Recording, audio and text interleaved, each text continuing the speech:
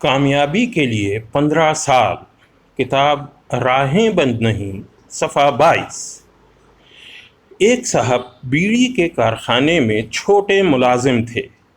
وہاں کام کرتے کرتے انہوں نے بیڑی بنانے کا کام اچھی طرح سیکھ لیا۔ اس کے بعد انہوں نے اپنا الگ کام شروع کر لیا۔ انہوں نے 5,000 روپے سے اپنا کام شروع کیا تھا، جو تقریباً 15 سال کی مسلسل محنت کے بعد ایک بہت بڑا کارخانہ ہو گیا ہے۔ ایک بار میں نے ان سے ان کی ترقی کا راز پوچھا۔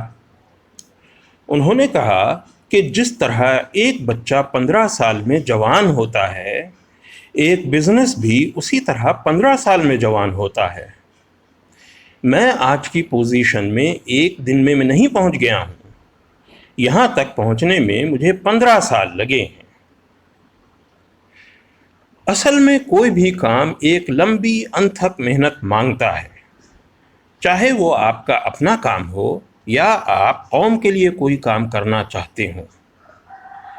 جو لوگ یہ سمجھتے ہیں کہ کوئی ایسا نسخہ ہاتھ آ جائے جو ان کو فوراً کامیاب کر دے، وہ خوابوں کی دنیا میں رہ رہے ہیں۔ حقیقت کی دنیا میں ایسا کچھ نہیں ہوتا۔ آپ گلین کننگھم کی مثال لے لیجئے۔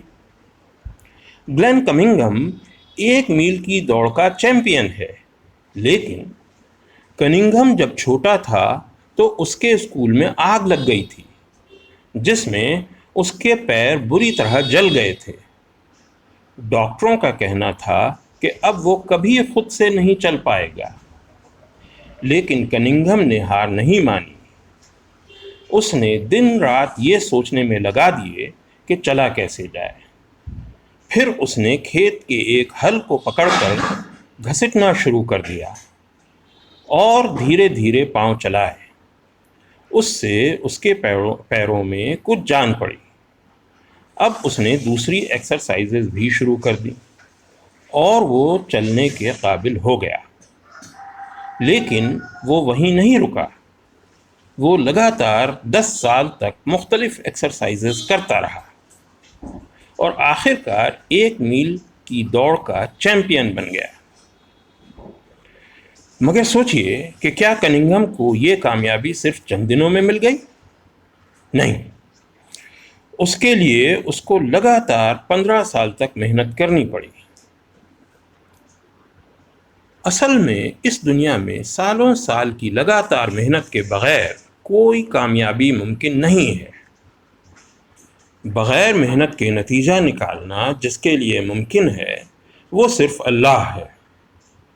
مگر اللہ نے اس دنیا کا سسٹم ایسا نہیں بنایا کہ بغیر لمبی جد و جہد کے کوئی کامیابی ملے۔ اللہ نے ایسا اس لیے کیا ہے کہ انسان کو عبرت ہو اور وہ ایسے کاموں میں اپنا وقت نہ خراب کرے جس کا کوئی نتیجہ ہی نہ ہو۔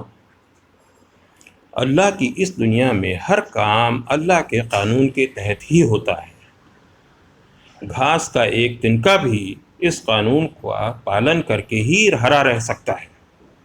ایک چونٹی بھی اللہ کے قانون کا پالن کر کے ہی زندہ رہ سکتی ہے۔ پھر یہ کیسے ممکن ہے کہ انسان کے لیے اللہ کا قانون بدل جائے؟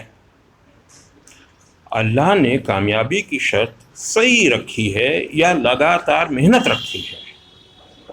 آپ بھی اللہ کے اس قانون کا پالن کر کے کامیاب ہو سکتے ہیں، اس دنیا میں بھی اور آخرت میں بھی۔